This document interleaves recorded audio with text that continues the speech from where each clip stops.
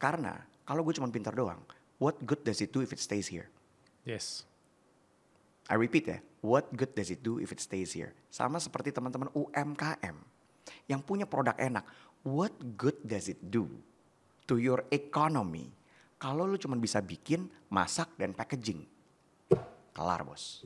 Lo mau sejenius Steve Jobs ya, Yes. Jeff Bezos, Yes. Elon Musk. Yes. Kalau lo cuma jenius doang kayak di Knowledge tadi, Yes.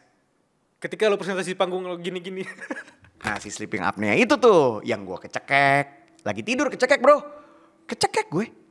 Lu bayangin lagi tidur ya. Lagi tidur tiba-tiba lu bangun kayak. Apa gak mikir tuh otak? Di Indonesia tuh banyak banget orang punya ide bagus. But when they did their presentation. Bekerja keraslah sampai orang pikir itu bukan lo gitu. Halo semuanya, kembali lagi di podcast Suara Berkelas. Hari ini aku Bila Franov bakal ditemani langsung oleh idola aku waktu masih SD ya. Nah ini nih kalimat-kalimat yang menuakan saya. Menuakan tanpa menyebutkan umur ya. Oke. Terima kasih atas waktunya Mas Kemal Mukhtar. Thank you bro, thank you. Terima Ya. kasih udah diundang ke sini ya. Ya. Ini lampu gak bakal dinyalain ya berarti ya? Emang gini, Kita gelap-gelapan ya. konsepnya FBI banget Oh. ya. Jadi segala hal yang selama ini tidak dibocorkan ke publik, Oke. mungkin bakal kita bocorkan hari ini. Siap. Ini lampunya kurang goyang-goyang tapi nih. Oh iya. Sama asap-asap. Ya kurang asap gitu. Oke, tapi aku penasaran ya, Oke. Mas Kemal ya. Transformasi yang Mas Kemal rasakan 10 tahun, 20 tahun terakhir Yeah. itu. Tapi aku rasa yang tidak berubah dari Mas Kemal itu kayak concern banget sama public speaking. Kayak tiap hari ngobrol gitu ya. Yes. Tiap hari live gue. Kenapa? Tiap hari live, tiap hari ngobrol. Cause it's making money. It's making money. It can make a difference to you, to your life, to your family. Yep. Dan gue ngelihatnya kalau zaman gue dulu ya. Public speaking itu hanya buat penyiar radio. Top of mind-nya gitu kan. Sampai sekarang juga masih kok. Menjadi top of mind. Penyiar radio, MC, presenter. Itu aja. Tapi sekarang dunia udah berubah. Bahwa semua butuh skill ini. That's why gue campaign terus aja. Ayo dong ngomong gitu loh.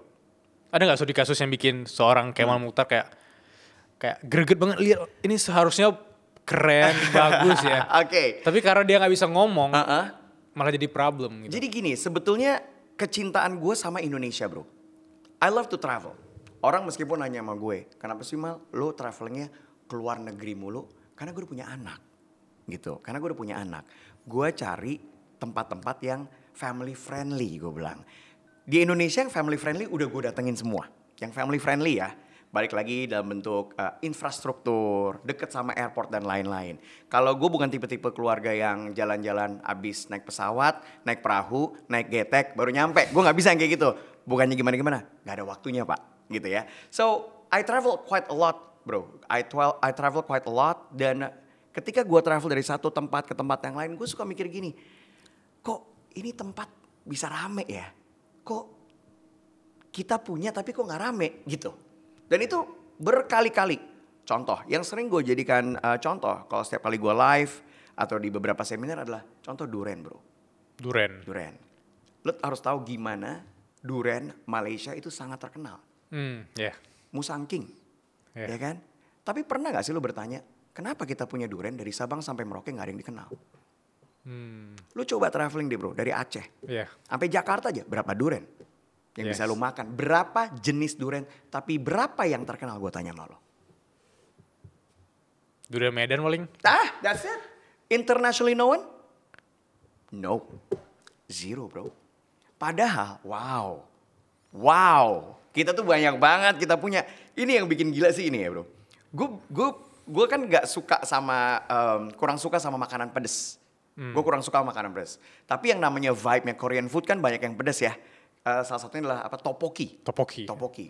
Gue sampai bingung loh. Begitu ya istri gue suka makan topoki, nyobain makan topoki yang pakai kuah-kuah gitu. Pedas gue coba. Apa sih topoki? Ternyata it's like a fish cake base ya. Yeah. Tapi gue sampai salut gimana nih makanan Korea bisa sampai ada. Gue bukan di Jakarta, gue di Bintaro bro. Di Perigi. Kok bisa ada nih topoki? Wait. Kita punya pempek kan? Yes. Yang sorry to say ya, way much more delicious. Iya, setuju Dengan ya. cukonya, dengan telur di dalamnya, ada yang crispy, ada yang bakar. Aduh, wow. Jadi lapar ceritanya. Wow. Ada yang known? Ada yang terkenal? Indonesia mungkin? Nggak ada. Ada yang terkenal nggak secara internasional? Nggak ada, bro. Oke? So that's why gue di situ mencari benang merahnya. What's wrong? Oh ternyata hari gini enak aja nggak cukup, bro. You need to talk. You need to speak. Bukan cuman produk. Skripsi. Yang presentasi. Gue ini selain vendor, gue ini selain penyiar radio, gue juga vendor. Vendor untuk wedding. Sering gue meeting, pitching, ya. Pitching, dan gue liat banyak banget teman-teman gue yang punya vendor luar biasa. Baik itu mungkin lighting, kamera, foto, dan lain-lain. Mereka gak deal, tau gak kenapa? Kenapa? Karena ketika presentasi ke klien, jelek. Padahal mereka punya produk, good. Langsung gue mikir, ini ownernya nih, kalau ngirim orang ini sehari ketemu 4 klien aja dan 4-4-nya gagal, kelar bisnis lo, bro. Do you get what I'm saying? Yes. Ya, dan Yes. semua gara-gara apa? Gara-gara ketika dia presentasi, bye. Makanya gue berpikir bahwa speaking skill, gue udah gak pakai kata public speaking lagi, bro. Yeah. Gue gak mau pakai kata public speaking lagi. Kenapa? Top of mind-nya public speaking untuk MC. Jadi sering sekali bapak-bapak itu ya, kok bapak-bapak ya, umuran gue lah ya. Bro, lu belajar tadi presentasi lu jelek banget. Belajar dong lu public speaking. Oh enggak mal, gue gak mau jadi penyiar radio. Hah? Gue langsung, kok gitu sih? Gitu ya. Hah? Penyiar radio? Enggak ya. Bro, ketemu lagi gue. Lu belajar dong public speaking. Gue kan gak mau jadi presenter kayak lu. Hah? Kok presenter sih? Ketika gue rubah menjadi speaking skill. Lu tadi presentasi gak kurang, lu harus belajar speaking skill. Mau dong gue. Padahal sama. Sama aja. Tapi brandingnya public speaking itu di Indonesia sudah terlalu MC. Sudah terlalu penyiar radio. Sudah terlalu presenter TV. Jadi ketika disuruh belajar public speaking mereka yang, gue gak mau jadi presenter. Gitu bro, gitu. Tapi that's why I encourage people to talk. Sampai gue punya semacam moto ya. Lu gak bunyi, gak ada yang beli. Aku jadi ingat sesuatu hal yang menarik ya. Apa tuh? Mas Kemal. Jadi 2 minggu lalu, kakak sepupu aku lagi tunangan ya. Oke. Dan paman aku itu orang yang paling pinter ngomong. Oke. Menurut aku yang dari kecil aku bareng dia. Kayak dia kalau ngomong sama orang. Talkative ya? Talkative banget. Oke. Dia kalau misalnya lagi naik Grab sama aku nih, ada driver dia bisa ngomong apa aja. Nice. Menurut aku tuh kayak the best speakers lah yang Oke. aku tahu. Tapi kemarin ketika dia disuruh tampil di depan untuk dek bayar arahnya kemarin. Iya. Untuk acara keluarga ya? Wedding. Tunangan. Katanya, Bill lihat Om maju. Pas dia maju, Assalamualaikum semuanya. Baiklah ya. Aku langsung berubah. Ini pertama kalinya aku lihat paman aku tadi yang talkative ngomong di depan publik. Dan 100% itu bukan dia. Itu bukan dia. Gugup. Yap. Dan ketika dia kembali ke panggung, aku harus belajar sama Bilal katanya. Malah kebalik. Oke. Itu kan salah satu fenomena yang aku sering ketemukan lah. Ya. Aku pernah baca data CNBC bilang sekitar 75% orang dewasa itu punya glossophobia. Iya. Apakah itu normal? Kita pintar ngomong, tapi ketika di depan publik kita malah nggak tahu cara ngomong. Sebetulnya bukan masalah publik atau enggaknya, itu masalah he's not used to it. He's not used to it, gitu. Jadi seorang gue, jadi orang sering, misalnya gue live di TikTok nih, gue ajarin ayo ngomong, Mas Kemal, gue jualan karpet nih, coba kasih contoh. Wait, gue nggak bisa kasih contoh. Gue nggak tahu produknya apa. Gue nggak tahu how to elaborate dari karpet. Gue nggak tahu knowledge dari karpet itu apa. Jadi in order for us untuk berbicara dengan baik, ada 3 hal bro. First, you know what you're talking about. Okay? You know what you're talking about. Jadi lu paham, gue mau ngomongin apa, gue paham. Kemudian yang kedua apa? Dari otak, keluar lewat mulut, you know how to talk. Nah ini yang penting nih, you know how to talk. Ketiga apa? Kemauan. Ya. Silakan dicek ya video dari Warren Buffett yang ada di YouTube setahu saya. Ditanya oleh wartawan, apa kunci kesuksesan dari Warren Buffett? Number 1 is his knowledge about investment. Number 2, gara-gara dia masuk sekolah public speaking. Ngomong. Dan ada video dia juga. Wartawan datang ke kantornya dia, di ruangannya dia. Terus wartawannya nanya, Wait. Ini dari semua diploma sertifikat sini, diploma lu di Columbia sama Arkansas mana? It's not important. Ini yang important. Dale Carnegie, sekolah public speaking. Ini yang membuat gue sukses. Karena kalau gue cuma pintar doang, what good does it do if it stays here? Yes. I repeat ya, what good does it do if it stays here? Sama seperti teman-teman UMKM yang punya produk enak. What good does it do to your economy kalau lu cuma bisa bikin, masak, dan packaging? Kelar bos. Lu akan menjadi seperti rawon. Ya, gue sampai bingung tuh. Sampai bule lu tanya kemana-mana ya. Tom yum. Man, mereka belum nyobain empal gentong, bos. Mereka belum nyobain empal gentong, bos. Mereka belum nyobain soto Betawi, bos. Yeah. Tapi gimana mereka mau nyobain kalau tidak dikomunikasikan? Do you get what I'm saying? Yes. Itu. Tom yum patai. Bro, lu belum tahu yang namanya mie godok Jogja, bro. Gitu loh. The problem is, ya mie nyemek Jogja tidak berbicara. Rawon tidak berbicara. Meskipun kemarin rawon dinobatkan sebagai the most delicious food in the world. But I can guarantee, you go to Malaysia right now, you go ask any random people, do they know rawon? No. Mungkin rendang masih masuk akal ya jawabannya rendang. Tapi kalau they know rawon, rendang. Yeah. Tapi ada pertanyaan berikutnya, where is rendang from? Yeah. You go open ya, lu coba silakan dibuka ya. CNN most delicious dessert. Alphabetical 2023. A itu apple strudel. Oke, dari Austria. B baklava dari Turki. C cendol. Kata CNN dari mana? Dari mana?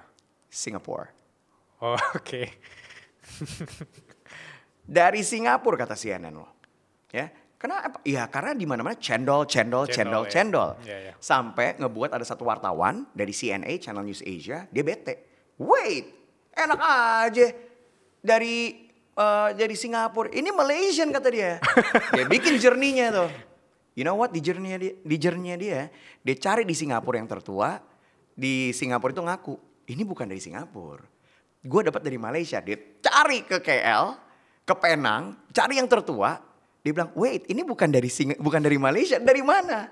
Jadi cucunya udah masuk ke generasi ketiga, dia bilang gini. Jadi kakek gue itu dapat dari teman-temannya di situ. Itu apa namanya? Gang Jawa. Isinya transmigran. Iya. Yeah. Gang Jawa. Berarti orang Indonesia dong? Iya. And you know what orang wartawan ini? Dia ke Jogja. Ketemu sama Om William Wongso. Dibukalah resep dari tahun 1920. Resep bahasa Belanda. Yang menyatakan bahwa cendol dari Indonesia. Bang. Aku setuju banget sih karena konteksnya kita menyampaikan sesuatu apalagi dari daerah kita, budaya kita sampai dunia tahu itu nggak harus ngomong, nggak harus kayak speaking doang tapi juga any form. Korea bikin film. Yes. Korea bikin K-pop. Yes. That's the way they introduce Koreans wave ke dunia kan. Amazingly. Yang penting communicate. Communicate macam-macam. You can do it verbally and non-verbally. Macam-macam. Ya kan? Macam-macam gitu. Jadi balik lagi, that's why gue kasihan lah bro. Misalnya lo jalan-jalan ya. Lo jalan-jalan deh. Lo ke toko oleh-oleh deh. Gue bisa ngeliat banyak toko oleh-oleh yang makanannya berdebu. Yeah. Packagingnya berdebu. To be honest kayak, wah gila. Pas lo makan, ini keripik apa ya? Kok enak ya? Dan gue sih kemarin sempet rame tuh masalah masakan Indonesia kurang dicintai di negara sendiri. Orang lebih suka ramen dan lain-lain. Sadly but true, part of it is true menurut gue. Gitu. Apalagi di generasi anak gue. Gue udah punya anak. Anak gue umur 10 sama 12. Ketika ditanya, ya, mau ayam goreng gak? Ya mau. Lu tau gak top of mind apa? Fried chicken bro. Oh ya, tentu. Fried chicken. You go ask any kid, fried chicken. Yes. Bukan zaman gua, ayam ungkep kuning, ayam kalasan, is not in their mind. Bukan ayam serundeng. Ya. And you go ask them, tanya bocah-bocah sekarang ya. Mau kue jajanan pasar gak? Bisa nyebutin gak? 5. Anak gue sih gak bisa bro. Top of mind-nya apa kalau jajanan pasar? Gak ada. Kadang jajanan pasar Korea kali ya. Jajanan pasar Jepang. Kalau di Bintaro Puffertjes bro. Oh iya. Berat banget. Ya, jadi anak gue tahu serabi. Karena gue suka Serabi. Jadi he knows Serabi anak gue tahu lemper tapi yang mainstream. Tapi kayak Nagasari, anak gue tuh nggak tahu Nagasari bro, gitu. Anak gue tuh nggak tahu Gemblong. Ya Gemblong. Nah, lu pasti tahu. Tapi lu punya ponakan yang masih SD, kira-kira dia tahu Gemblong nggak? Gue tanya sama lu. Belum tentu tahu. Exactly. Belum tahu. Makanya kemarin nge-thread gue bilang, gue nyolek my bro Om Giring. Kayaknya Indonesia butuh namanya museum kuliner deh. Tapi yang fun. Belum ada. Belum ada ternyata. Ya juga ya, gak kepikiran aku. Museum kuliner yang fun. Iya. Kebayang. And everybody was like, wah harus bikin. Karena I love to eat bro. I love to eat. Ini salah satu makanan yang menurut gue dari nyokap gue dari Cirebon. Kita sering ke Cirebon dari kecil, gue ke Cirebon. Gue kemarin shock gara-gara gue nyari sate kalong bro. Dan gak ada. What? Sate kalong gak ada? What? Kenapa? Dulu waktu gue kecil, itu yang namanya lu mau nyari sate kalong. Ibaratnya lu di Asia Afrika, tukang nasi goreng. Seret, banyak. Ini kemarin gak ada. Cuman 1 apa 2. Sate kalong itu? Nah, sate kalong adalah sate aja biasa bro. Cuman keluarnya malam-malam. Iya. Disebutnya kalong. Makanya... Nah, dia bentuknya kayak dendeng, kayak beef jerky. Pakai bumbu kacang. Waduh, enak banget bro. Cuman karena tidak berkomunikasi, nobody knows. Bener-bener aku nggak tahu sate kalong itu dari daging biasa. Jadi turis kalau datang nyarinya ya balik lagi. Tetap ya, nasi jamblang. Yang dicari nasi jamblang lagi, empal gentong, 2. Which is good, gak apa-apa. Masih bisa jalan terus, tapi masih banyak makanan-makanan yang lain gitu. Gue yakin, gue kurang paham masalah Jogja ya. Tapi gue yakin, it's more than sate kelatak dan gudeg menurut gue. Dan itu yang harus dikomunikasikan menurut gue di Indonesia itu bro. Mungkin yang aku suka dari gaya Mas Kemal yang tadi aku bilang dari SD, sorry ya.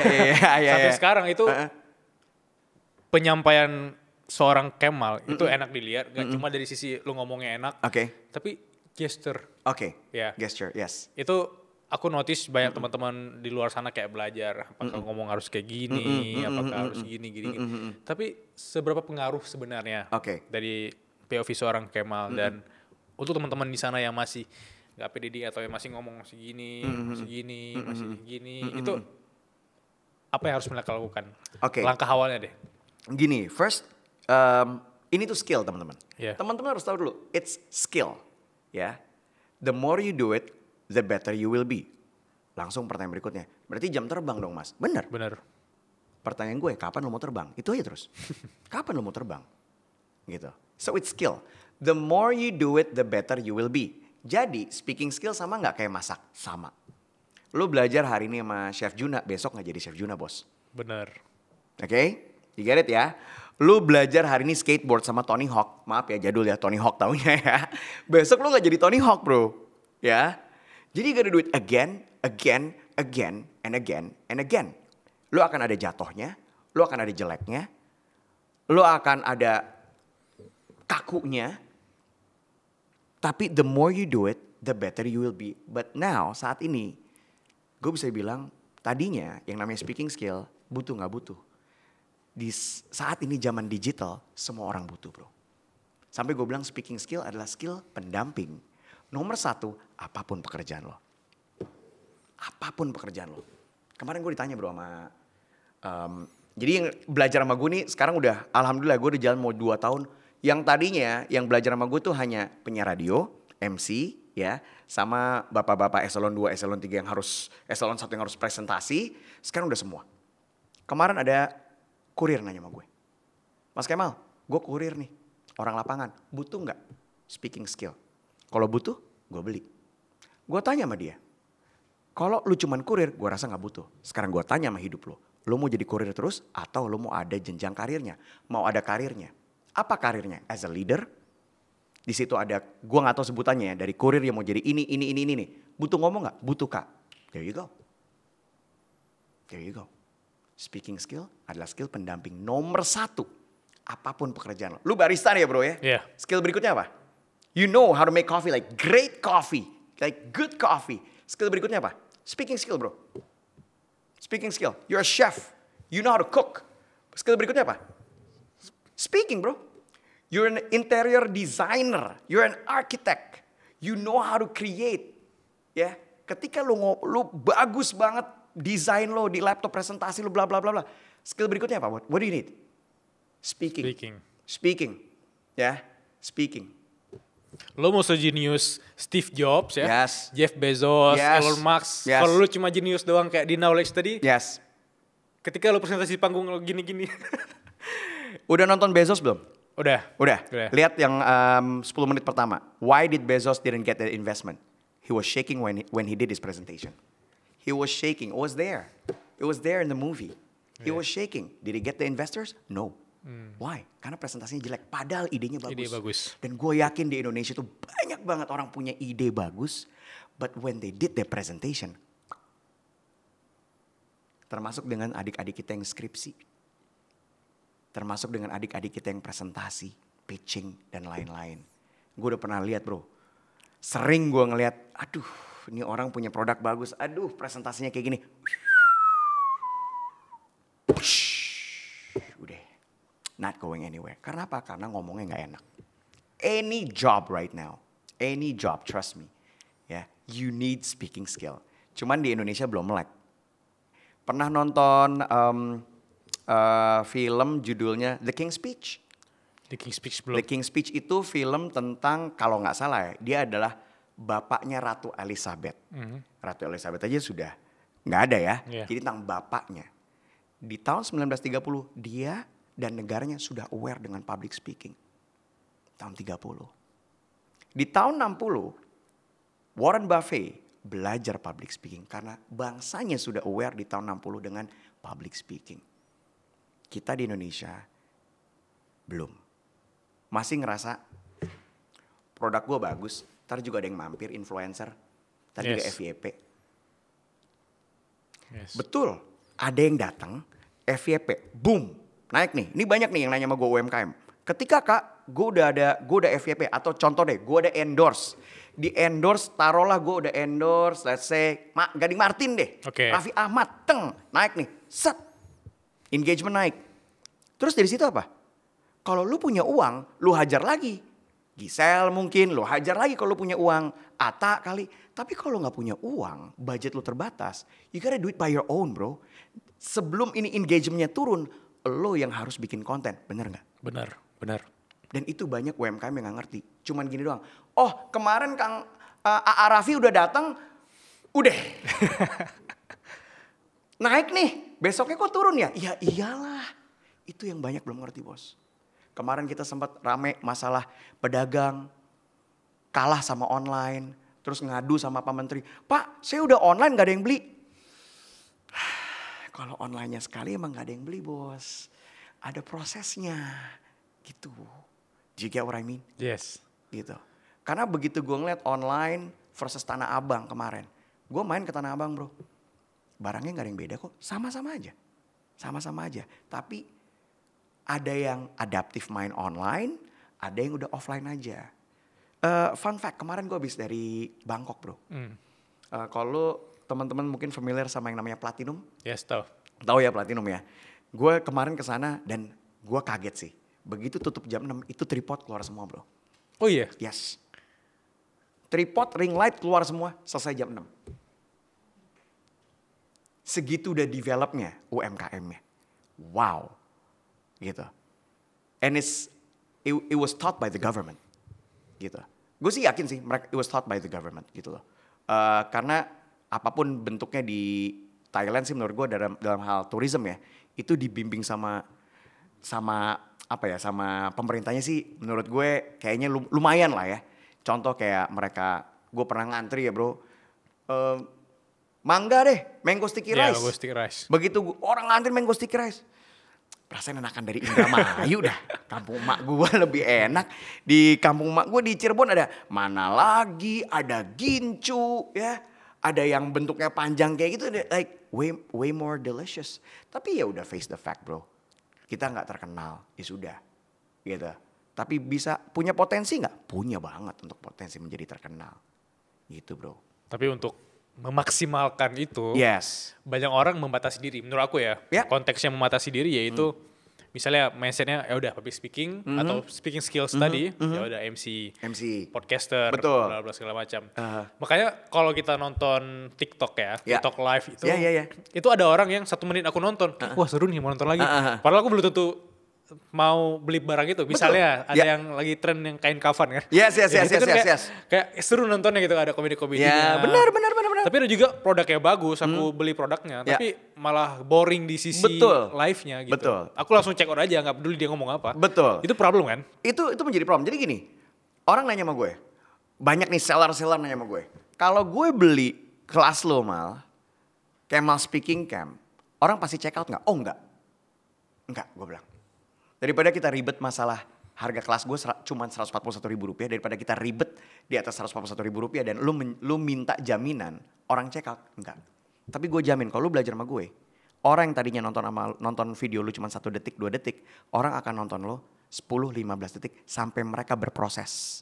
Beli nggak ya? Beli nggak ya? Beli nggak ya? Beli nggak ya? Beli atau enggaknya? I don't know. Kalau di rumahnya masih ada, mereka nggak beli bos. Tapi setidaknya mereka akan ngeliat lo. Beli nggak ya? Beli nggak ya? Beli nggak ya?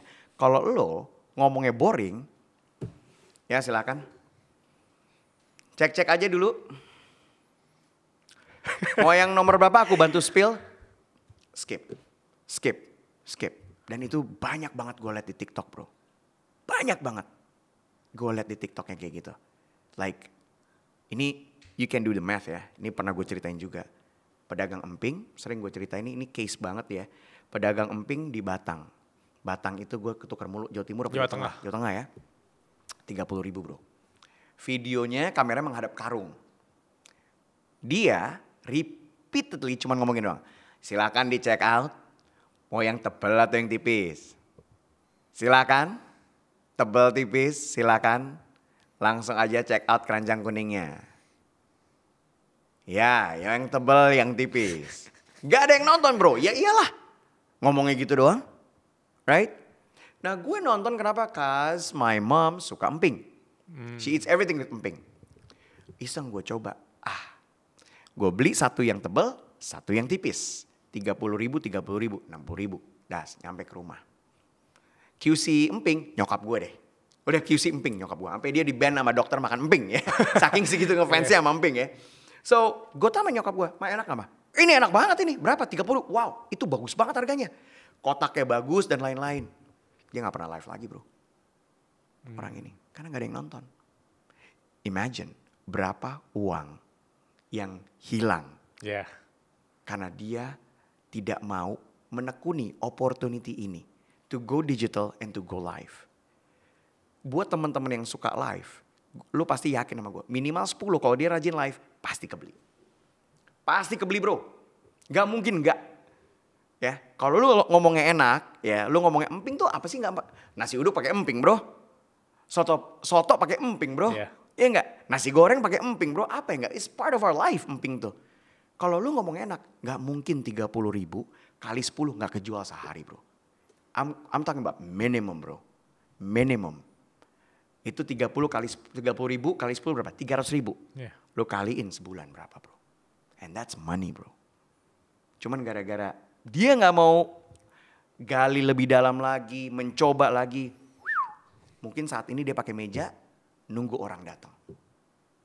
Meanwhile, algoritma hebatnya apa? Akan mendatangkan lo orang-orang yang mungkin pernah nge-like makanan, cemilan. Atau butuh tadi itu orang tua. Butuh, ya kan itu yang algoritma yang sangat dibantu oleh algoritma kan seperti itu. Gitu. Makanya gue ngeliatnya, aduh sayang banget nih opportunity. Dan itu bukan cuman emping yang gue lihat. Macem-macem bro. Produk. Gue pernah datengin satu ibu-ibu nih. Waktu itu gue diundang sama Kementerian Pariwisata. Untuk UMKM. Kemudian ada ibu-ibu datang ke gue. Udah tua bro. Udah tua. Lo tau gak dia punya batik? Batiknya bukan ukiran bro. Itu apa? Cerita bro. Gimana tuh? Dia kasih sama gue. Mas Kemal ini cerita tentang meletusnya Gunung Krakatau. Gila. Keren banget bos. Cuman nobody knows. Gue sampai megang like. Wow. Ini kalau dipegang sama orang yang benar untuk mempromosikan. Ini minimal nih harga untuk apresiasi batik seperti ini. Minimum ya 5 million bro. Or 10 million menurut gue. Dia punya banyak cerita. Dia punya cerita Gatot Kaca dibentuk batik. Gue bilang sama si ibu. Ibu punya ponakan gak? Punya. yang masih SMA atau kuliah punya. Suruh jangan main handphone mulu. Suruh bantu ibu bikin akun TikTok kayak Instagram kayak bikin konten buat ibu, gue bilang. Gue sampai merinding bro ngeliat produknya. Tapi itu adalah salah satu produk di mana punya potensi tapi tidak bisa berkomunikasi bro. Sayang gak sih? Sayang banget. Banget bro. And Indonesia, wow, we're full of that. We are full of that. Yeah, we are full of that. Gue sampai setiap kali gue cerita itu gue merinding bro. Karena gue masih ngerasain bisa megang si batiknya yang bener-bener wow. Luar biasa. Gitu. Mas Kemal, aku penasaran kalau biasanya kayak kita ngobrol di podcast gini atau sering di siaran ya. Pernah gak sih seorang podcaster atau penyiar itu ada momen blank? Karena aku kadang ketika lagi podcast gini ada momen dimana aku kayak aduh kayak sisi blank gitu loh. Itu normal atau enggak dan gimana ngatasinnya versi Kemal? Blank itu sering terjadi bukan hanya buat podcaster atau penyiar radio, any public speaker. Ketika berbicara di depan umum langsung ngeblank gitu ya. Ada titik-titik blanknya. Nah gimana cara ngeblank? Kita harus ngelatih improvisasi bro. How to train improvisation. Nah improvisasi itu sangat penting apa? You look natural daripada lu baca. Lu lihat deh sekarang. Let's say Mark Zuckerberg deh. Kemarin dia presentasi mengenai Ray-Ban. Ya. Atau kita gak usah yang baru-baru deh. Yang lama deh. Misalnya waktu Steve Jobs promosiin atau nge-launching iPhone-nya. iPhone 6 kalau gak salah dia terakhir ya sebelum dia meninggal. Di belakangnya bro cuman satu kalimat. Satu kalimat, dua kalimat. Sisanya apa? Improvisasi. Improvisasi. Dan itu yang akan ngebuat lo jadi apa ya? Jadi natural dan nggak ngeblank. Karena semua apa? Semuanya improvising with your own words, gitu. Nah itu dilatih bro, biar lo nggak ngeblank. Kalau untuk one on one kayak gini, penyiar radio sering ngeblank. Kenapa? Kalau tamunya jawabnya cuman ya, enggak, ya, not with a story. Nah itu selalu gue bilang buat kenapa gue bilang anak-anak sekarang harus belajar speaking skill. Karena berguna juga untuk ketika lo di interview pekerjaan.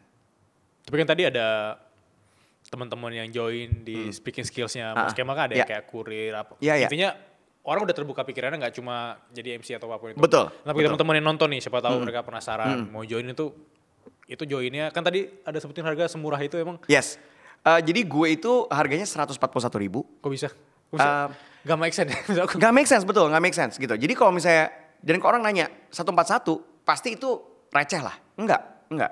Kalau gue diundang sama big brands, ya, they pay me more than 20 mil. Oke? Dan apa yang gue ajarin sama big brands, sama yang di 141 ini sama bro. Kenapa? Karena ini adalah niat gue untuk membangun bangsa lewat bicara. Gitu. Lewat video. Kenapa gue bilang video? Karena gini, gue dulu buka kelas bro. Gue buka kelas, terus gue ketemu sama orang, murid-murid gue. Iya Mas Kemal, aku dari Padang. Damn. Dari Padang, naik pesawatnya berapa ya bro? Dia nginep bro. Ya, makan dan lain-lain, dia balik lagi. Sebelum ada dunia digital seperti sekarang ya, gitu. Akhirnya gue buka lewat video. Why? Karena gue pengen semua orang punya keadilan, knowledge bagi seluruh rakyat Indonesia. I want everyone to able to access. Gue hitung aja. Berapa ya kira-kira ya yang orang afford untuk semua.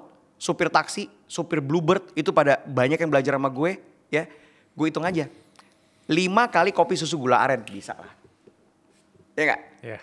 Lu buang budget lo sebulan 5 cup untuk kopi susu gula aren, lu bisa beli video gue.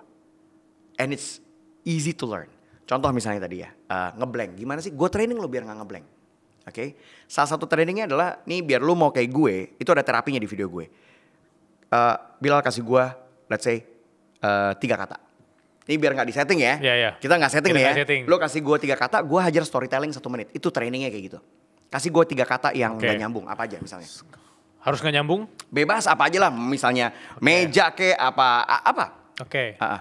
2025. Lari pagi. Public speaking. Oke. Alright. Storytelling ya. Waktunya gue akan cerita ya, jangan definisi. Oke. Is to kick your brain. Yes. Ya, jadi gue akan coba dengan cerita. 2025 apa tadi? Lari pagi. Public speaking. Oke, 3, 2, 1. Ada satu kata yang gue capek banget. Gue dengerin dari dulu. Yaitu resolusi. Setiap bulan Desember itu gue lihat. Zaman dulu di majalah. Resolusi. Kalau sekarang di sosial media. Resolusi. Sekarang gue tanya. Dari sekian banyak resolusi yang lu jalanin. Ada berapa sih yang berjalan dengan baik? Coba cross check. Pernah gak lo meng-cross check diri lu sendiri. Dari resolusi gue dari Januari. Terjadi apa tidak? Nggak ada. Orang mah banyak orang sekedar nulis doang. Dan dari survei yang gue lihat ya. Ini padahal udah masuk ke tahun 2025. Paling banyak orang tuh apa? Pengennya apa? Lebih sehat. Kemudian gue lihat tuh temen gue. Resolusinya lari pagi. Lebih konsisten. Begitu. Ini baru aja jalan seminggu. Tanggal 1, tanggal 2, tanggal 3. Belum lari tuh orang sampai sekarang.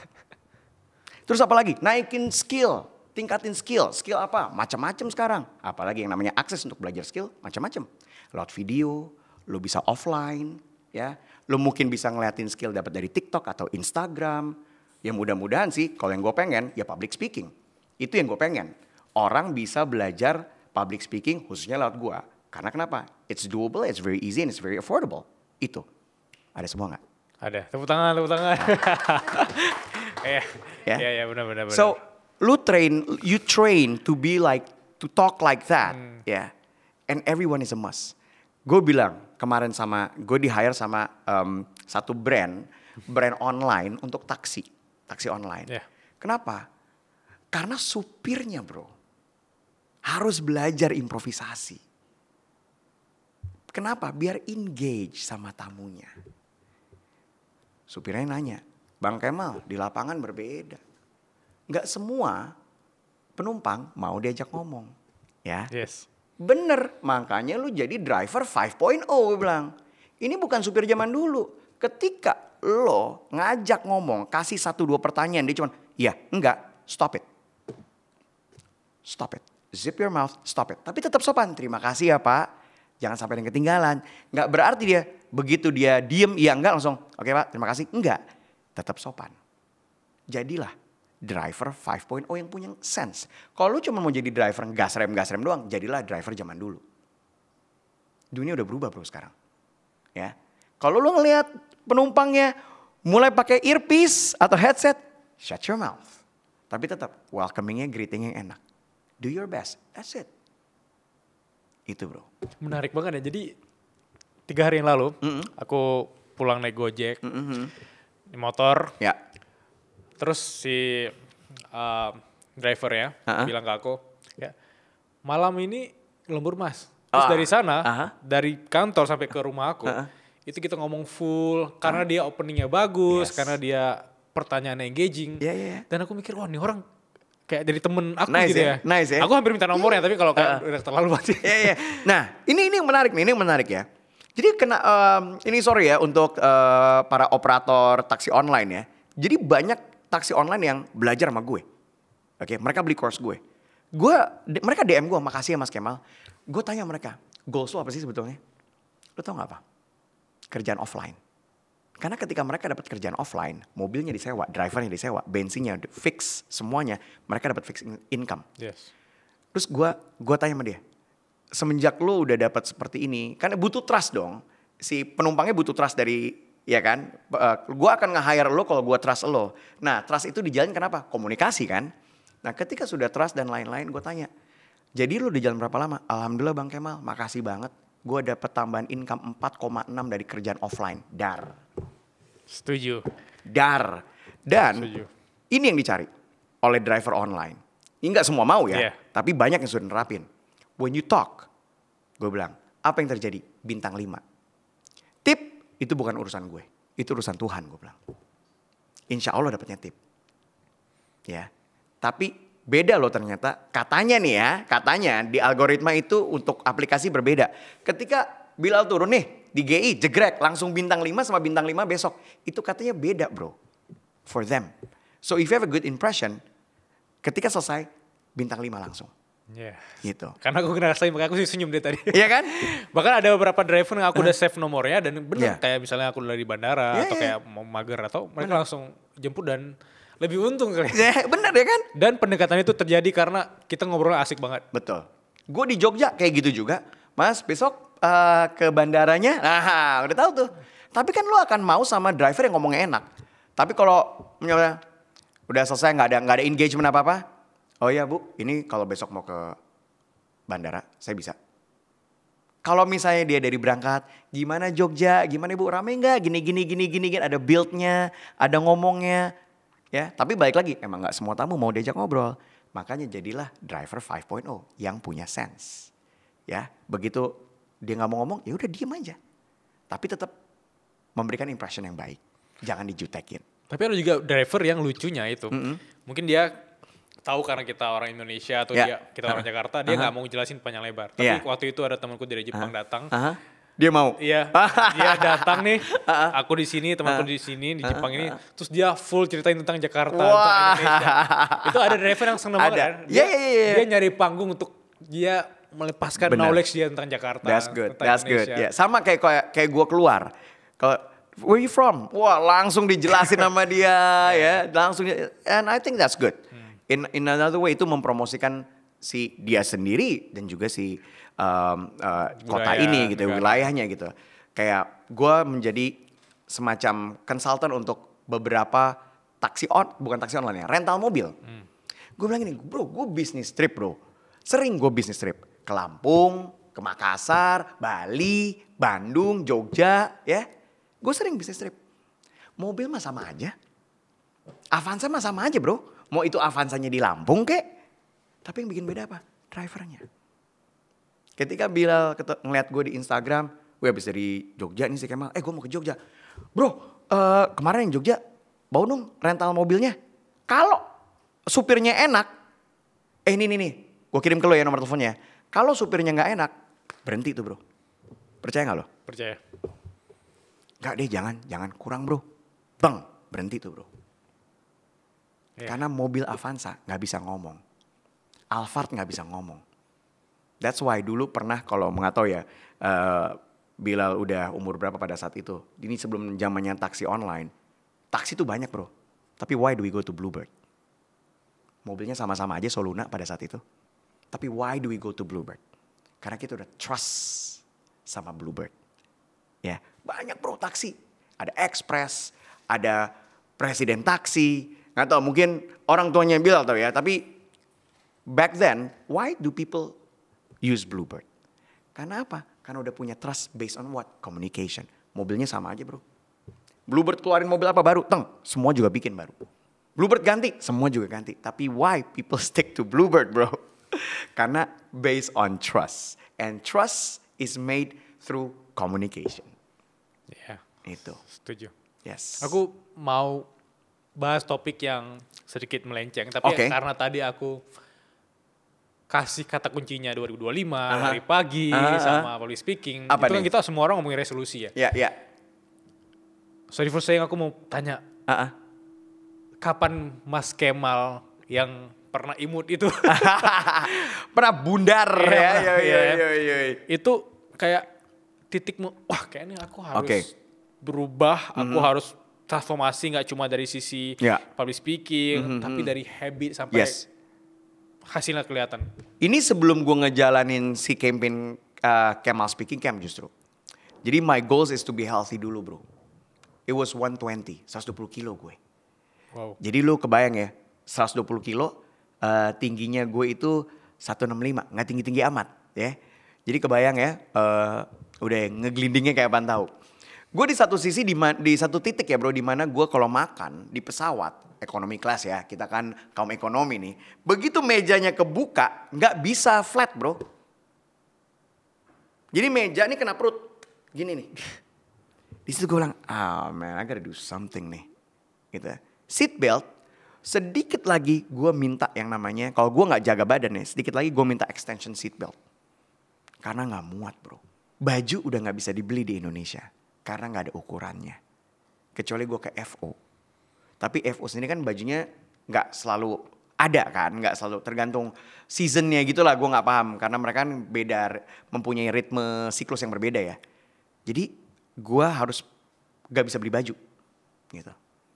Disitulah gue mikir bahwa oke, gue harus berubah. Sampai Yang tadinya masih mau harus ke satu titik di mana gue kena sleeping apnea. Nah si sleeping apnea itu tuh yang gue kecekek. Lagi tidur kecekek bro. Kecekek gue. Lu bayangin lagi tidur ya. Lagi tidur tiba-tiba lu bangun kayak. Apa gak mikir tuh otak? Iya. Heart rate lu udah kenceng banget. Kayak abis lari. Dikejar anjing gitu bro. Lu bangun. Melek. Gak bisa napas. Heart rate lu tuh kayak abis dikejar. Dan lo minum. Ya karena pasti top of mind-nya apa? Minum ya kan orang sakit tuh. Minum. Begitu gue minum gak ada yang ketelan bro. Gak bisa ketelan. Tumpah semua kesini. Wah pak itu ngerinya luar biasa. So I think like God gave me a second chance gitu. Ketika gue dikasih second chance, gue harus benerin nih. Itu sign gue untuk benerin hidup gue. Itu bro. So it took me a year. Gue akhirnya, kalau lu nanya sama gue, Mas Kemal, lo dietnya apa? Gue udah nyobain semua diet bro. Bahkan diet apa? Diet yang ada di Instagram, zaman dulu Facebook, you name it, gue coba. Semua gue coba. Gagal? Yes, gagal. Karena berat badan gue 120, tapi ini balik lagi untuk gue ya. Untuk gue nih sekali lagi untuk gue. I needed professional help. Jadi gue ke dokter gizi bro. Di situ. Di dokter gizi itulah gue sekarang berat badannya turun ke 66 dari 120. 50-an? Yes. 50 kilogram. Ya. Wow. Yoi. Satu orang hilang. Satu orang. Dari badan gue. Aku pernah nemu konten di Instagram yang menurut aku bagus banget. Itu si cowoknya, dia posting ketika 2022, dia gemuk banget, 140 kilo. Oke, wow, dan 140? sekarang, ya. Wow. Dan sekarang dia bener-bener bagus banget badannya di 70 kilo. Sampai aku baca komennya semua, itu bukan dia, itu fake. What? Terus aku menyimpulkan satu kata, bekerja keraslah sampai orang pikir itu bukan lo gitu. Yeah. Lu tau gak? Begitu gue, kan jadi gue turun berat badan 2019. Kena pandemi. Yeah. Orang gak ngeliat gue. Begitu ketemu gue, lu tau gak? Ada yang namanya non-verbal communication bro. Non-verbal communication tuh kita belum ngomong, orang udah ngambil kesimpulan aja gitu ya. Yeah. Langsung, bro, diabetes ya bro? Kayak gitu. Yeah. Jadi, apa yang bilang? Bro, langsung liat tangan gue. Langsung gini, matanya gini nih. Enggak, gue kagak gitu-gituan gue bilang gitu. Enggak kok gitu. Karena top of mind mereka adalah gue sakit, drugs, those kind of stuff gitu loh. Kaget ngeliat gue gitu. Ya jadi banyak yang gak percaya. So it turned out by the way, untuk itu, tapi real.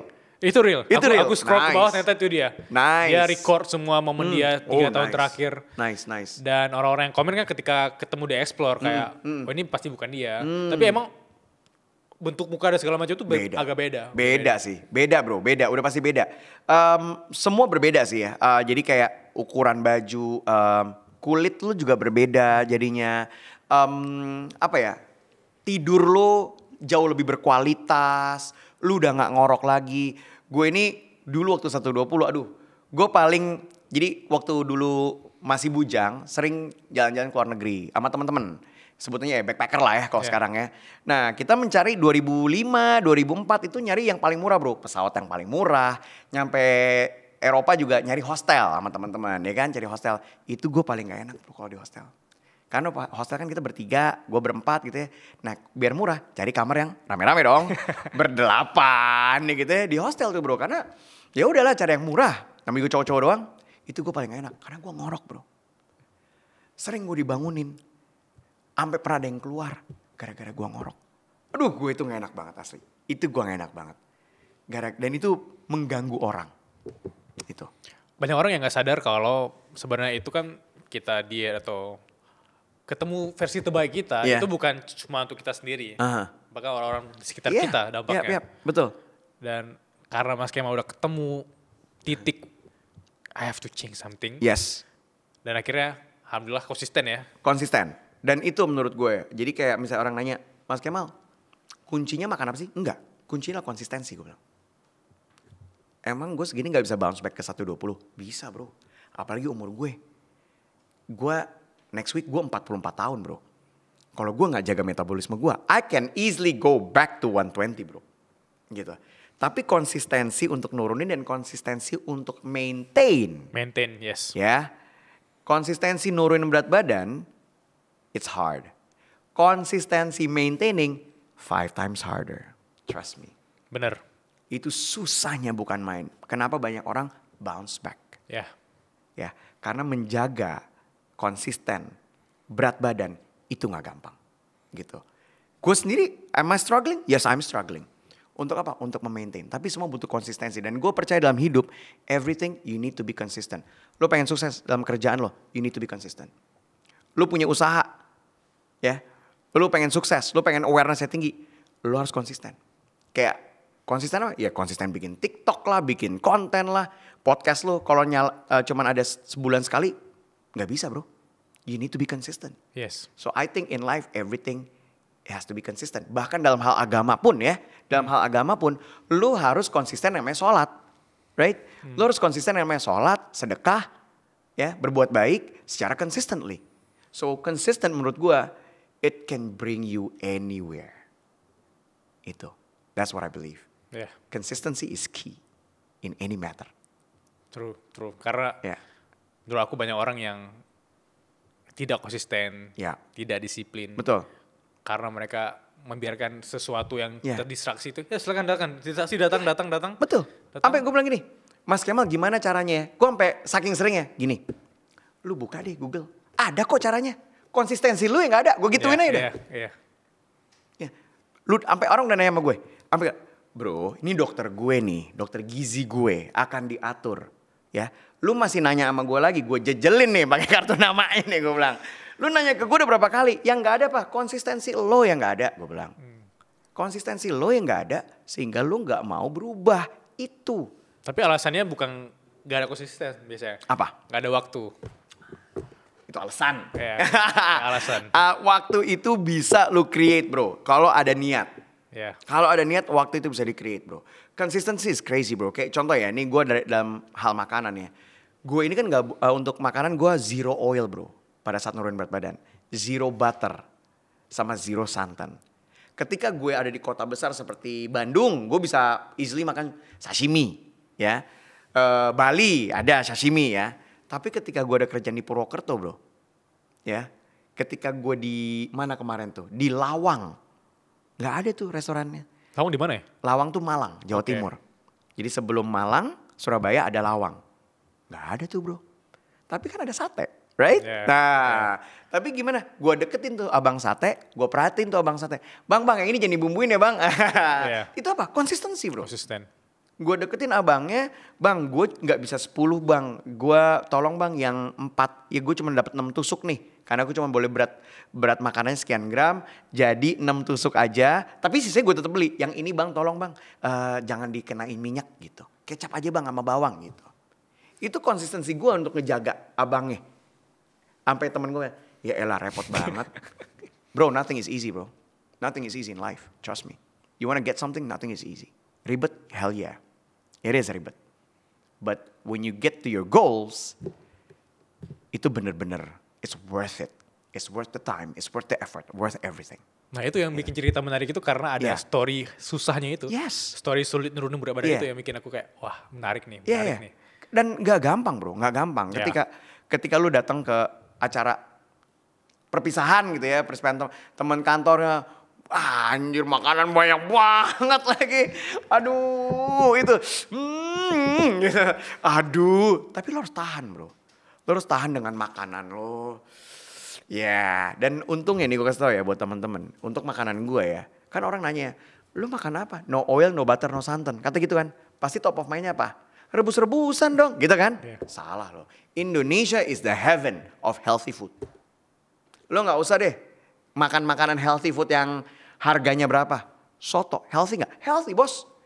Soto bisa gak dibikin tanpa oil? Santan, oil bisa. Tanpa oil sangat bisa.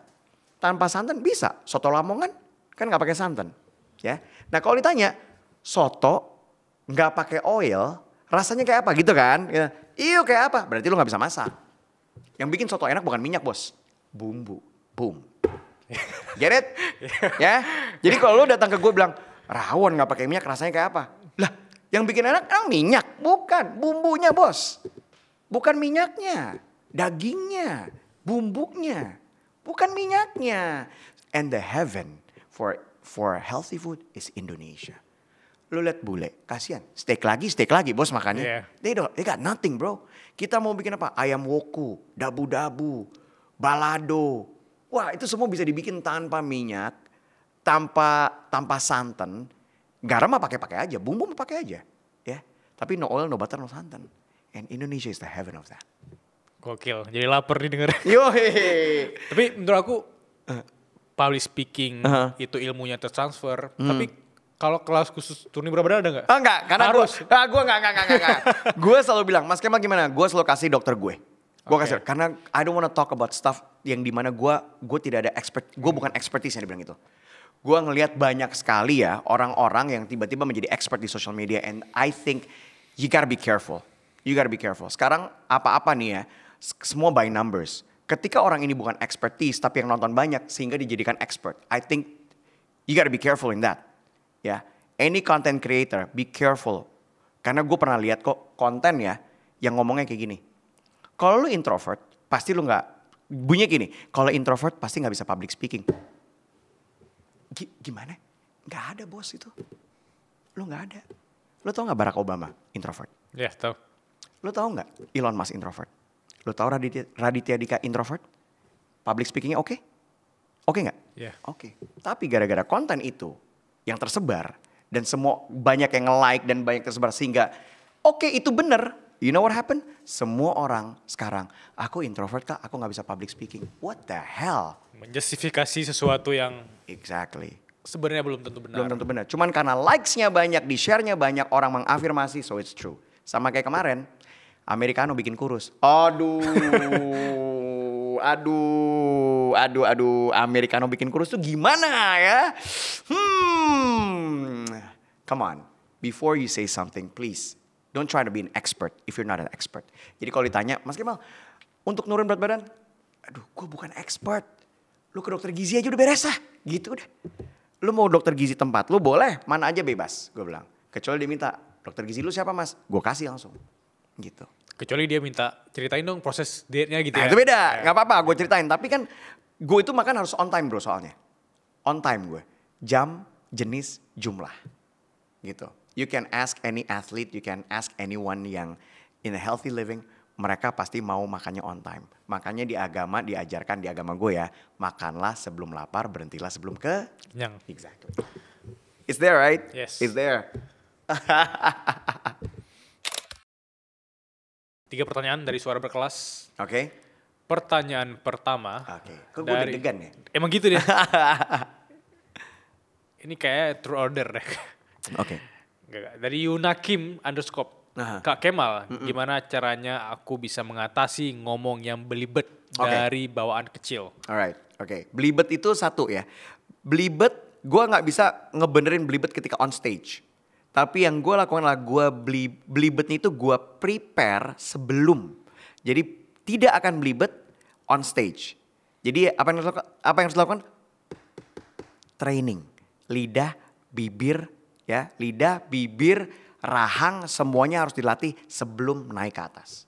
Contohnya? Contoh yang sering gue kasih tahu ke teman-teman. Lion face. Lo tau lion face gak? Jadi ini kenapa gue gak mau bikin buku. Orang bilang, mas ada buku gak? Gak bisa. Untuk biar gak belibet lakukan yang namanya lion face ya. Kalau lu baca lion face kayak apa? Gerakan mulut seperti singa mengaung.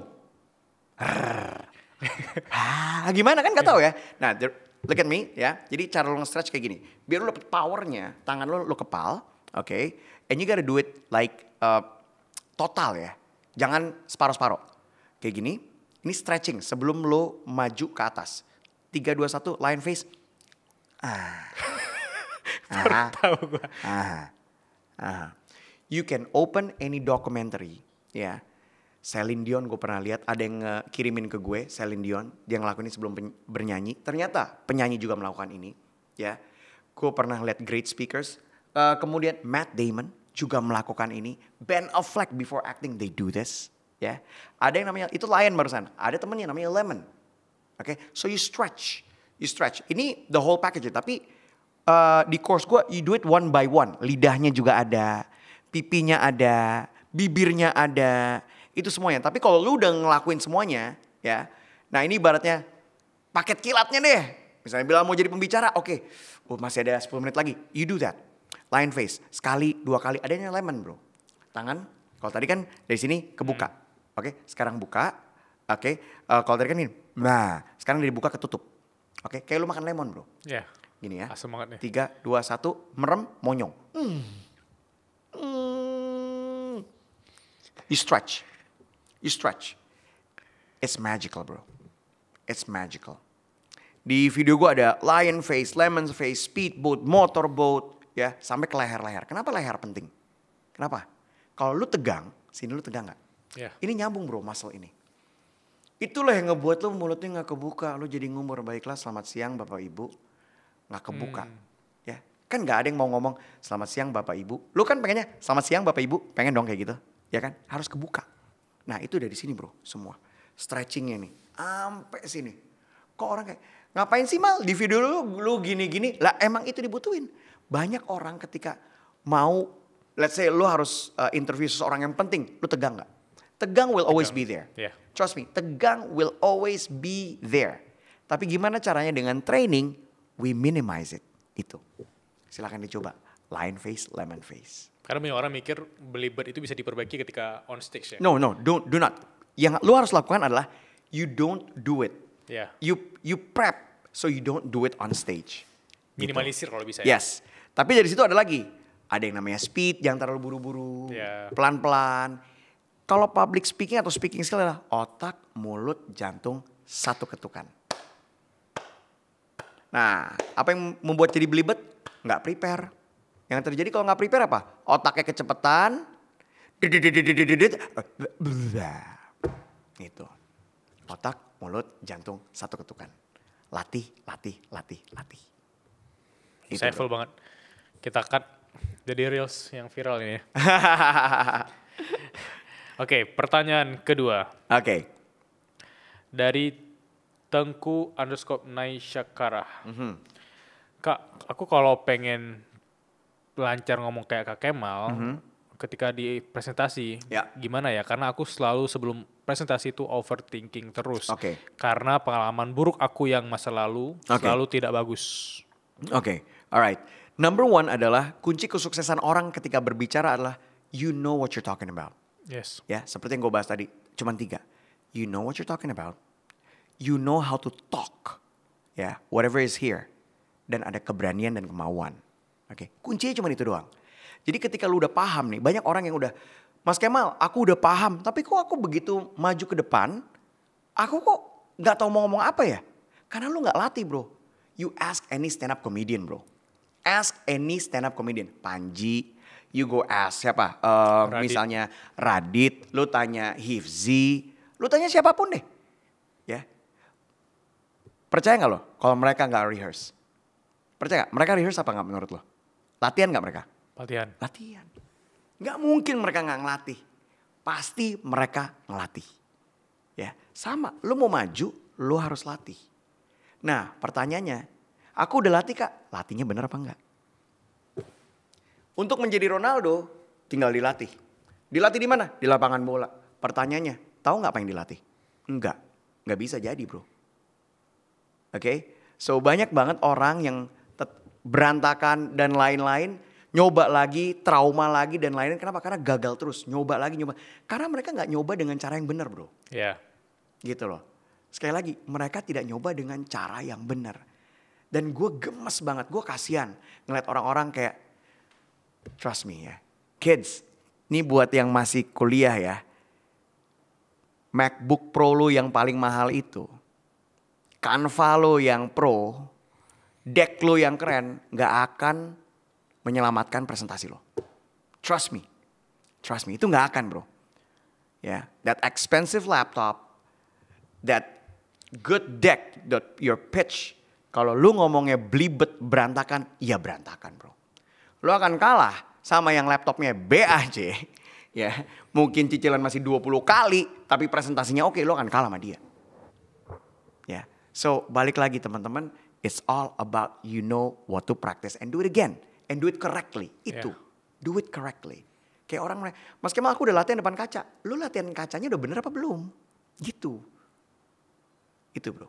Bener kayak misalnya Steve Jobs 2-3 slide doang, dia improve dan kita denger dia ngomong kayak bener-bener life changing banget. Betul. Daripada orang yang slide Canva keren, si paling keren kan. Iya. Pas ngomong gak kelihatan enak, sehingga itu justru presentasi yang menurut aku bisa hancur ya. Yes. Gue udah banyak bro, karena gue sering MC juga, gue ngeliat orang presentasi juga, gue ngeliat banyak banget orang punya slide presentasi yang keren-keren, kayak wow ini siapa yang bikin slide presentasinya bagus banget. Tapi ketika deliverynya, Assalamualaikum warahmatullahi wabarakatuh, baik pembangunan negeri ini tunggu aja ya 5 detik, 1, 2, 3, 4, 5. Yang nonton, yang di bawah gini nih. Yang kasihan depan. Yang kasihan barisan depan. Belakang main handphone semua bro. Kalau ngomongnya masih kayak gitu. Padahal sekeren-keren apapun slide presentasinya. No one's gonna listen. Dalam konteks sederhana ketika aku juga dengar khotbah Jumat ya. Itu kalau openingnya kayak semangat lah. Opening semangat. Tapi pas udah 2 menit jalan. Dia malah lihat catatan dan dia kayak ragu sama apa yang dia baca. Itu aku udah masih ngantuk. Biasanya. Itu sampai gue selalu cerita, keinget sama cerita pengalaman gue waktu gue dikeplak kepala gue sama guru agama gue. Ya, almarhum Pak Hussein, very nice, storytellingnya juga enak banget. Gue dikeplak, soal Jumat bro, tidur bro. Lama-kelamaan gue sadar, kayaknya Pak Hussein kok ngekeplak gue ya, kan salah yang khotbah, boring. Itu aja gue. Dan gue kan hidupnya nomaden ya bro. Gue tuh gue bisa sholat Jumat di kantor, di mana aja misalnya daerah sini, misalnya ada kerja di Gading, gue akan sholat Jumat di sini. Dan itu gue bisa lihat. Sholat Jumat, kalau yang khotbahnya enak, bangun semua bro. Ya, itu udah fix itu. Tapi kalau dia baca, dia flat, dia monoton, itu. Dan alhamdulillah sekarang banyak ya yang udah belajar sama gue. Mereka aware, mereka butuh. Alhamdulillah. Sampai kemana bro? Sampai ke Jogja bro. Gue ngajarin. Gokil. Wah gokil. Gue seneng banget yang wow dia tahu. Dan ini menuju Ramadan udah ada 4 apa 5 yang mereka mempersiapkan untuk masjidnya. Karena mereka paham, mereka butuh itu. Benar. Dulu dapat amal jariah juga dong. Kenapa? Amal jariah. Amin. Kayak bantu orang lebih terartikulasi. Yes, betul. Jangan kayak karkol lah ya. Jangan kayak karkol. Nyambung ya. Pertanyaan ketiga atau pertanyaan terakhir ya. Aku seorang guru SMP. Tapi murid-murid aku terkesan tidak paham apa yang aku ingin sampaikan. Tips biar nyambung kalau sharing sama anak-anak SMP dong Min. Alright, kalau gue gini ya. Jujur gue gak tahu seperti apa sekarang. Anak-anaknya seperti apa. Tapi gue kan suka dipanggil sama kampus-kampus juga ya bro. Untuk CSR-nya Kemal Speaking Camp. Jadi gue suka dipanggil sama kampus-kampus untuk ngasih semacamnya dosen tamu lah ya. Gue bisa ngelihat nge-approach anak-anak kuliahan saat ini udah beda kayak zaman gue gitu. Beda. Tapi jadi gue harus tahu nih gimana caranya biar mereka mau dengerin gue ya. Dan itu kreativitas di situ masuk bro. Nah kalau gue gak tahu nih guru apa SD, SMP ya. Kalau menurut gue the best approach adalah storytelling with your own words. Jadi jangan sampai menjadi guru yang cuman apa yang ada di buku dibaca ulang.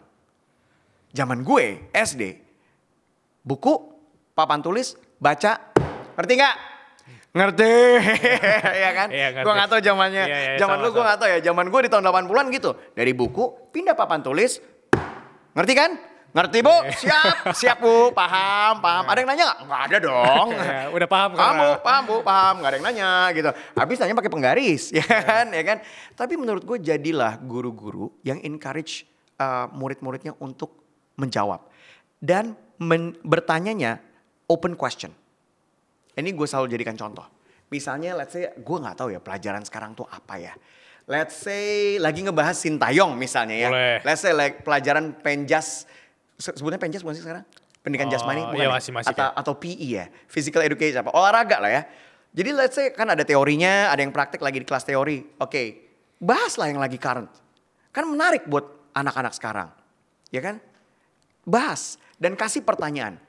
Menurut kamu, ayo siapa yang sih mau jawab? Menurut kamu keputusan pemerintah tepat atau enggak nih? Coba, dan enggak ada yang salah. Jadi anak juga apa? Terbiasa untuk berbicara. Iya. Itu yang penting. Anak terbiasa untuk mengungkapkan pendapat, ideas, dan gak ada benar gak ada salah. Ada lagi masukannya? Kira-kira udah oke apa belum? Ayo, ada yang tahu nggak? Nah, kayak gitu bro. Jadi relate, karena anak sekarang harus relate kan? Iya. Relate, kreatif, menurut gue emang gila sih. Jadi guru sekarang tuh emang harus kreatif ya. Relate apa yang bisa dimasukin ke yang lagi rame, biar mereka pay attention gitu. Apalagi sekarang gue sendiri punya anak ya. Itu mereka attention time-nya itu udah gak lama lagi bro. Dengan adanya short videos ya, adanya OTT. Anak gue adalah anak yang dimana ketika nonton gak suka dia ganti. Ya jadi ketika dia nonton, kayak Netflix gitu ya, kayak Disney, kayak itu. Dia gak suka, dia ganti, ya gak apa-apa. Sampai dia pikir di bioskop juga kayak gitu. Dia tonton nih. Gue masih ingat banget, kelas 5 nih. Kelas 5 apa kelas 4 ya? Pulang yuk, pulang. Gue udah bayar nih dalam hati gue. Jadi dia masih gak paham bro. Dia terbiasa dengan ganti, gak suka, ganti, gak ganti. Pulang yuk. Lu gak tahu berapa harga popcorn lu, woi. Duduk, sampai selesai. Karena attention anak tuh sekarang segitu cepetnya bro. Segitu cepetnya gitu ya. Gue gak tahu your era, tapi anak gue, wow. Lebih parah lagi sih bro. Bener. Attentionnya. Dan guru harus dituntut lebih kreatif. Yes. Be creative, relatable, storytelling, and build a good communication with your kids. Itu. Simple. With your students. Itu. Tapi tidak semudah itu. Tidak semudah itu. Gue selalu bilang bro, practice makes perfect. Tapi jangan lupa ada yang namanya proses untuk mendapatkan progress. Insya Allah sukses di angka 8. Kenapa angka 8? Gak putus-putus. Infinity kesuksesannya. Amin. Keren, gitu, keren. Dan the great storyteller yaitu seseorang yang bisa menyampaikan sesuatu yang rumit, susah ke anak kecil yang gak tahu apa-apa gitu. We need more storytellers di Indonesia. Untuk ngegedein apa? Kuliner. History.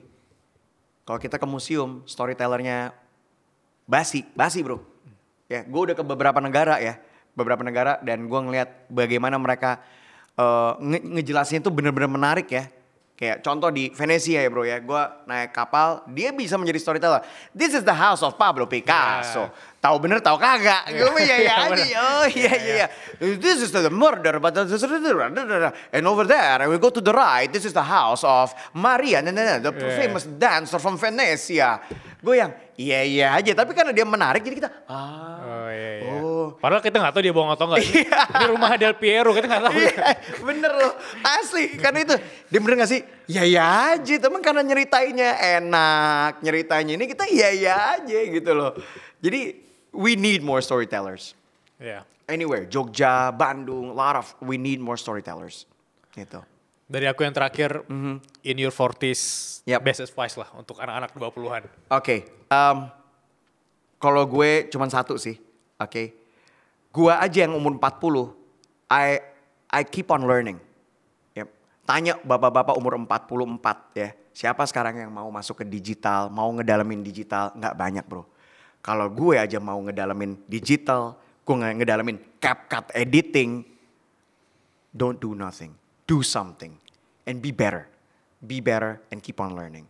And there's only one skill, Get your skill, get into it, Get into it and enhance your skill. Itu, apapun skill kamu, enhance. Tapi jangan lupa, pikirin juga how to make money with your skill. Itu yang dilupakan. How to monetize. Yes, itu yang banyak orang ya zaman dulu. Gue inget banget kok motivator. Follow your passion. Wait. Betul, follow your passion. Tapi ada satu sisi yang dilupakan. You have to think how to make money from my passion. You gotta think of that, and that is very important. Keren, realistis. Yes, of course. Thank you Mas Kemal. Sama-sama. Insightful banget. Thank you for inviting me. Sampai jumpa di kelasnya, aku bakal join tuh. Alright, thank you so much. Bagi teman-teman yang mau join, aku bakal taruh link di deskripsi. Siap. Saya semuanya. Thank you. Thank you.